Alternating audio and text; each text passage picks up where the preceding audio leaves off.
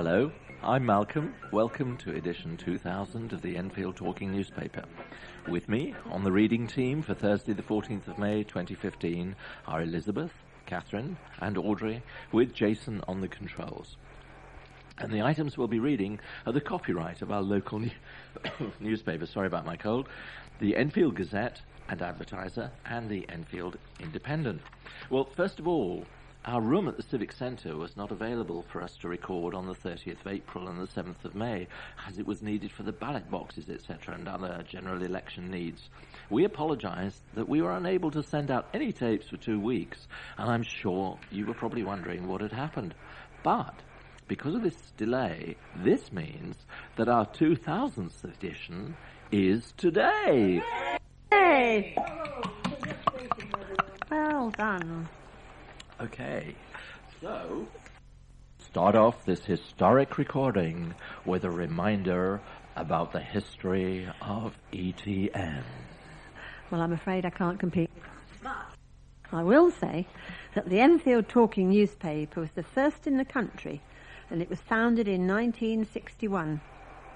The idea for a talking newspaper for the blind came from the local branch of TOC H, who were concerned that a number of their members who were blind and partially sighted were missing out on important information about events and news stories from our local newspapers.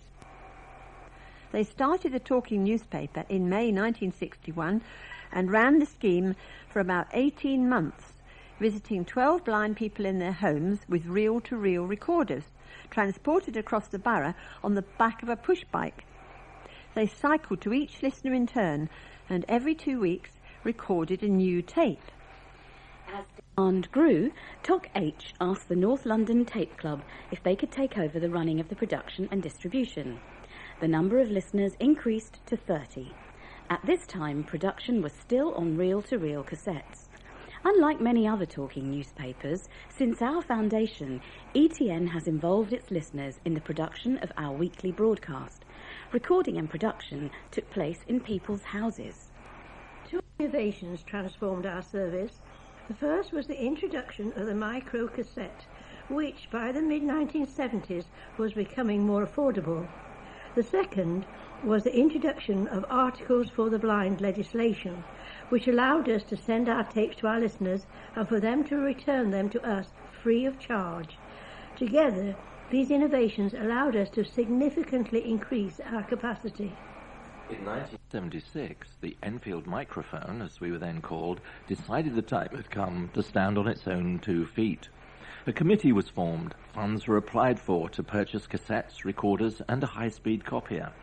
The Enfield Talking Newspaper was founded as a charity later that year and has gone from strength to strength. We currently have around 150 listeners who receive a weekly recording, as well as a number of others who can access our broadcast on the British Wise for the Blind Fund's internet radio service, Sonata. Our service is constantly developing. This year we've decided to switch from microcassette to memory stick production. As ever, our purpose is to bring you an audio version of the articles from our local newspapers in a clear and friendly manner and as quickly as possible. We hope you will continue to enjoy the Enfield Talking Newspaper. We welcome comments and feedback from our listeners. Don't forget, you can ring our listeners' representative, Diane de Jersey, on 020-8805-6578 at any time. The special items of news this week are mainly about the election, with just a few items of other news. The first item of news is about Joan Ryan, who's now back in the fold. Then we have VE Day remembered, a fantastic day of folk activities at Forty Hall, and the new mayor is installed. After the main stories, the readers will tell you about how our borough fared on election night and the tension at the Lee Valley Athletic Sports Centre as the results came in. So here's Elizabeth with the first item. The eyes of the country were trained on the borough in the small hours of Friday morning to see if Labour could achieve a small measure of consolation in the face of national defeat in the general election. With TV crews from the BBC, ITV and Sky in attendance, as well as radio teams from LBC, attention was focused on Enfield North, a must-win seat for Labour. As they lost out in target seat after seat, relayed to the Assembly's politicos and journalists over large video screens, tensions rose in the Lee Valley Athletics Centre in Pickett's Lock, Edmonton, as it became clear the polls had been wrong in predicting an easy win for Labour's Joan Ryan. In the end, Miss Ryan beat her Tory rival Nick Dubois by just over 1,000 votes on a night when it was business as usual in the other two seats in the borough. David Burrowes retained his Enfield Southgate seat for the Tories with a comfortable majority of 4,753, while Kate Osamor rumped home in Edmonton for Labour, picking up 25,388 votes, 15,419 more than the closest rival, Tory Gonal Daniels. Well, we hope that the tape finds you before this wonderful event, which is going to take place on Sunday the 17th of May. If you do get it, here's one for you. 40 Hall Estate are delighted to announce a fantastic day of folk activities this Sunday. Audiences will love the family folk themed event Come A-Maying during the day, followed by the venue's first folk music festival, Sing in the Spring, featuring a lineup of talented folk performers. Now in its third year, Come A-Maying is much loved at 40 Hall Estate and is delivered this year as part of Mental Health Awareness Week 2015, with many activities promoting the mindfulness, the art of being present in the mind and body. Families will enjoy live folk music in the park from Enfield Music and Bowes Park Folk Club, plus Turkish, Ukrainian and Irish dancing and traditional English folk dancing. The Green Man, who wowed the crowds last year, will be back this year, bringing its own unique flavour of folklore tales. There's plenty of creative activities too, including making Green Man masks, nature mobiles, leaf fossils, and Green Man May Queen yarn dolls. Try meditation in the grounds, planting with the Friends of 40 Hall Park, and visit one of the many advice stalls on hand, including Mind. In the evening, audiences will be treated to live folk music while sitting on hay bales under the stars. Maz O'Connor, nominated for the BBC Folk Awards Horizon Award in 2013, will perform both traditional folk songs and her own compositions, accompanying her uniquely pure voice with guitar, shruti box piano and harmonium. Enjoy performances from Vicky Swan and Johnny Dyer, famed for their accomplished instrumental skills with Scottish small pipes, accordion and Swedish nyckelharpa. The pair effortlessly blend traditional material with contemporary interpretations and have developed a strong reputation for delivering a great performance time and time again. The guitarist and songwriter Ewan McLennan, winner of the prestigious Horizon Award at the BBC Folk Awards in 2011, will be joining the lineup to perform music sure to ignite passion and pathos among the audience. Signed to Felsted Records, Ewan is famed for his music, which is deeply rooted in both traditional songs and the tradition of folk music as social commentary. Remember, that's the Come A-Maying Festival, Friday the 17th of May from 12 noon to 5 p.m, which is free. Very good. Now this is about the new mayor. The handing over of the mayoral position in Enfield is set to take place this week. Councillor Patricia Ekishi, currently Deputy Mayor of Enfield, is set to take over the reign of Mayor of Enfield, Ali Bakir, at full council in the Civic Centre, Silver Street, Enfield.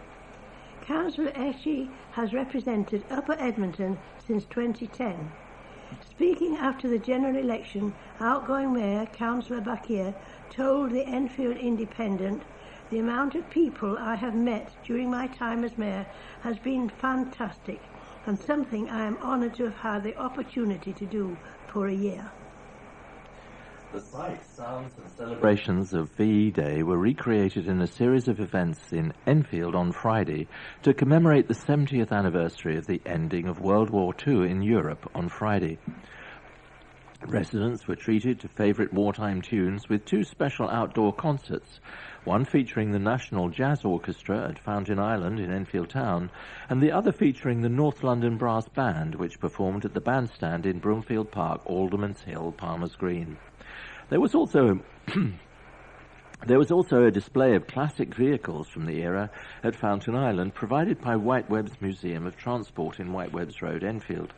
Deputy Mayor Patricia Ekechi couldn't resist turning the throttle on a genuine army motorcycle from the period. And residents at Springfield Care Home for the Elderly in Crescent Road, Enfield, recaptured the joy and rejoicing that took place on May the 8th, 1945, by dressing up and throwing their own version of the street parties that were held all over the UK. One of our residents read Churchill's "This is your victory" speech, dressed as the wartime leader, with hat and cigar, said care home manager Katherin. Another of our residents worked with Churchill in the War Office, while another worked at Bletchley Park, where German secret codes were broken. Labour's new MP in Edmonton said it was a privilege to have her mum by her side when she won with a clear majority. Kate Osamore's mother, Martha, was set to become a Labour candidate for a by-election in 1989, but was ousted by Labour's leader, Neil Kinnock, at the last moment. Now, 26 years on, Ms. Osamore proudly watched her daughter celebrate a 15,000 majority and become MP for Edmonton. Speaking of her triumph, Ms. Osamore told the Enfield Independent, "It's absolutely wonderful. It affects us all. And I was a young person when my mum was going through what she had to endure, and that affects your own politics and how you see it. It was a privilege to have my mum here too." The MP, who is replacing Angie Love, who held the seat for 18 years, conceded that she was shocked to get more than 25,000 votes in the constituency in her first election. She said it was a huge jump, and I'm really shocked and honoured as a new candidate. We were worried about what impact it might play with me replacing Angie Love, but they felt connected with me. There's a lot of apathy around politics, but people voted for me, which is fantastic. Speaking about how she wanted to improve Edmonton, Ms. Osamore said, "People are worried about housing, and there are not enough houses being built. And there weren't by the past government. We need to build homes and create apprenticeships for young people and make the place feel more positive. There's a perception of crime. We have to look at how many and why it's happening. We need to dig deeper on crime because the end result is still devastating." After months of polling in the run-up to the election seemed to put Labour as clear favourites in Enfield North, once the extent of the Conservative success started to filter into the count, tension spread throughout the respective camps. Labour's Joan Ryan scraped home with a majority of 1,086, polling 20,172, compared with Conservative rival Nick Dubois, who attracted 19,086 votes.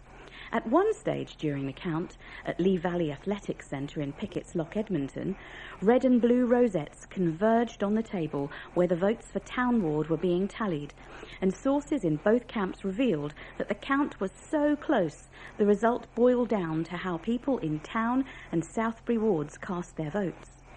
In one of the most bitterly fought battles of the election, both Conservatives and Labour trained their big guns on the constituency, which was one of Labour's top targets. In the run-up to polling day, Prime Minister David Cameron and Mayor of London Boris Johnson swept into the constituency in a last-ditch bid to save the seat for the Tories. As the votes were counted, the final result was more of a nail-biter than anyone anticipated.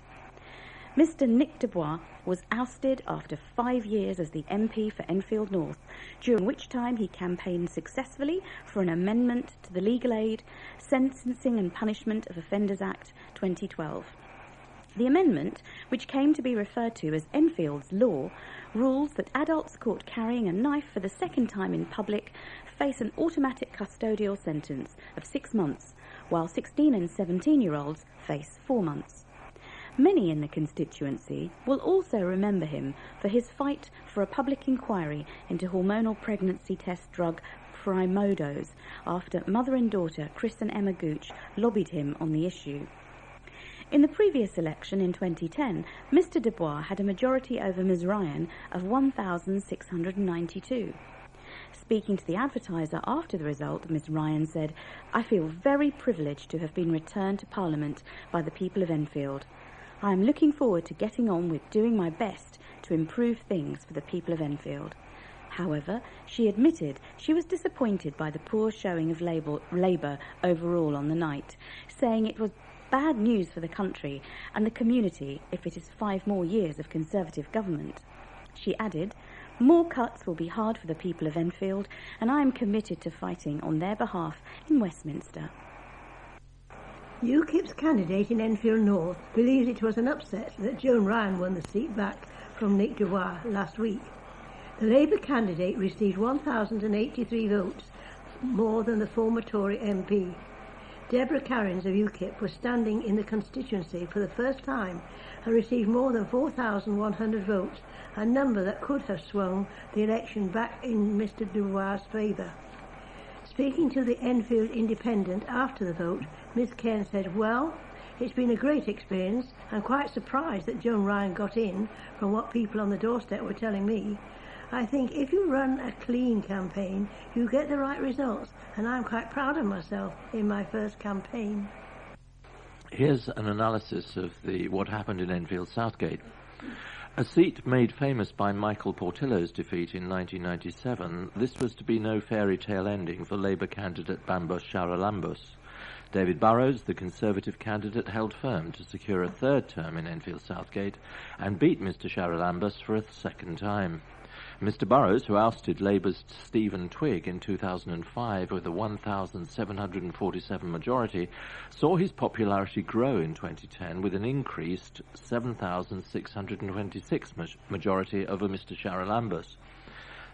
Early murmurs suggested Mr Charalambos was in with a chance, as Labour were buoyed by last year's local election after taking seats in Enfield Southgate wards. Sources suggest, however, that a low turnout of 66% was not enough to give the candidate a chance. That being said, a UKIP vote of more than 2,000 for David Schofield would only have helped the Labour candidate. Brief excitement for the Labour Party turned into despair as the adjudicators were called early in the night to verify the number of votes. When the news of no recount struck, the bell had almost tolled for the Labour candidate's 2nd attempt to win in the Enfield Southgate constituency. "We will be back," Mr Charalambos said, in high spirits despite being up since 6 a.m. on Thursday morning. Elsewhere, there was no surprise that UKIP significantly increased their votes from 505 in 2010 to 2,109 this time around, the 3rd largest in the constituency. Jean Robertson Molloy for the Green Party also saw a rise from 5 years ago, 1,690 compared to 632. There was no surprise to see the Liberal Democrats struggle, losing more than 4,500 votes compared to 2010. Triumphant Enfield Southgate MP David Burrowes described his victory as thrilling ahead of a 3rd spell in Westminster. The MP's majority was cut by Bambos Charalambos in the Labour corner to 4,753, but the Conservative candidate held firm.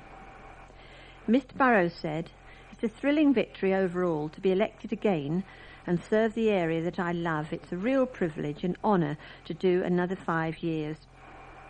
15 years is a long time, some would say.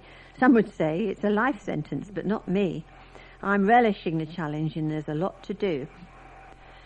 Labour had been quietly confident of overturning the majority following a successful local election, which saw them take seats in Winchmore Hill and Southgate Green in 2014.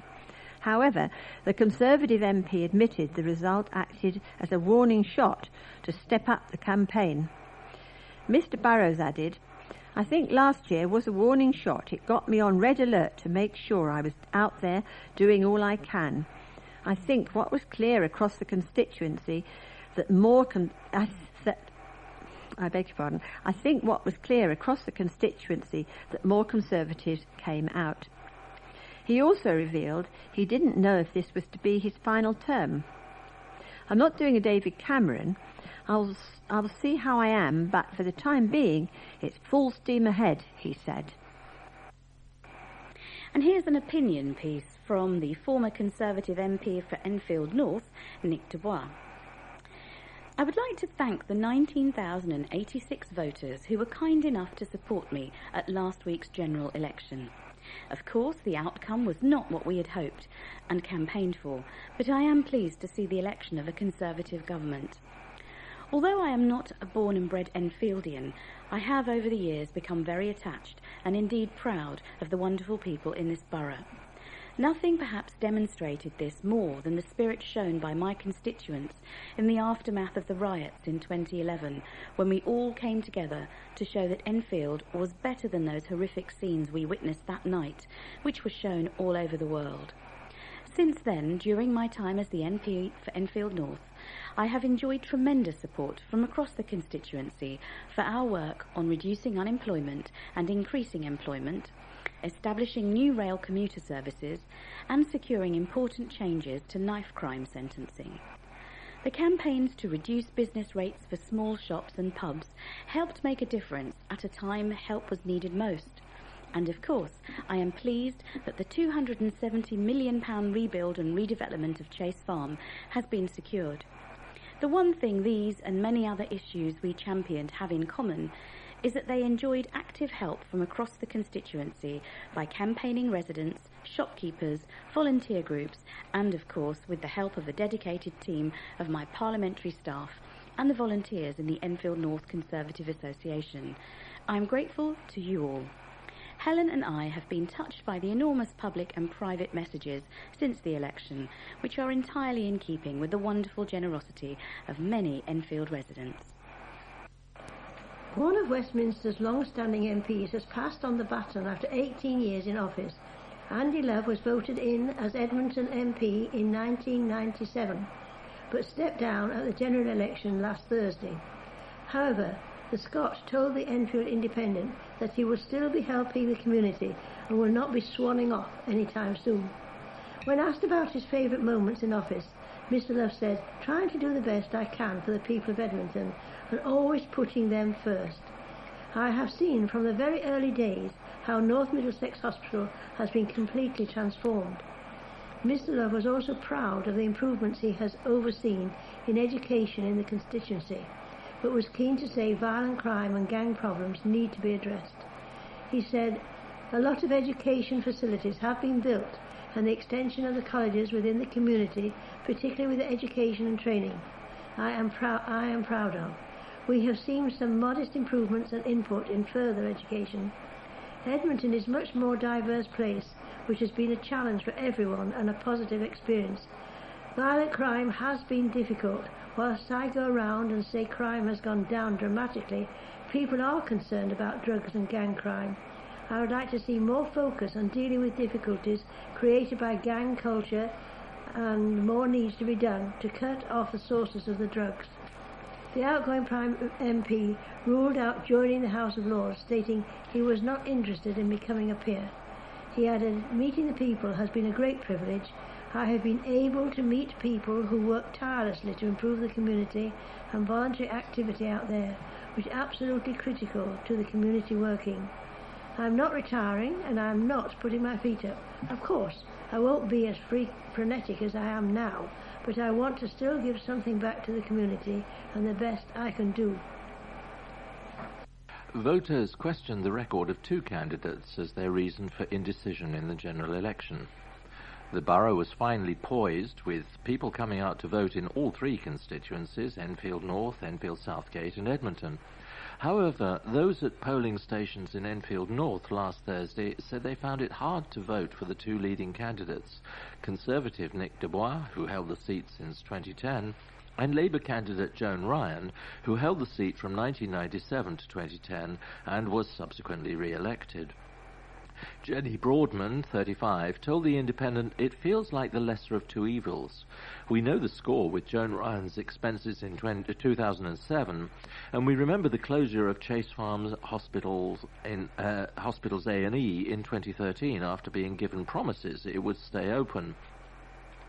Mr. Dubois won a 1,692 majority over Ms. Ryan at the 2010 election. Joe Brooks, a first-time general election voter who voted for Nick Dubois, said, "The Conservatives have been the main reason for job growth and creating opportunities for many young people, and they will continue to improve our economy." Joseph Davey, who voted Labour, said, "I voted for Joan because I think we need to move away from this attitude of the government only working for those at the top. Joan had a very good record for the majority of her time, and I hope she uses that as her inspiration." And now you will be most relieved to know that we have come to the end of our election coverage. So here is Elizabeth with an item of other news. A church in Southgate is holding a service later this month to mark 400 years of worship on the site. The Bishop of London, the Right Reverend Richard Chartres, will take the service at Christ Church in the Green at 10 a.m. on Sunday, May the 24th. The Well Chapel, the predecessor to the current building, was consecrated in May 1615.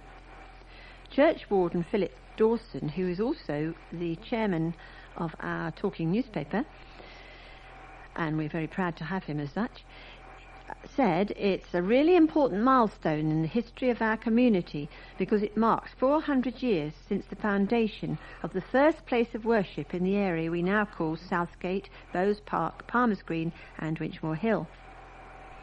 It's such an important piece of living history. After the service, the bishop will rededicate the Minchendon Oak Garden next to the church, which contains one of England's oldest trees. And after that, there'll be a huge parish party at noon.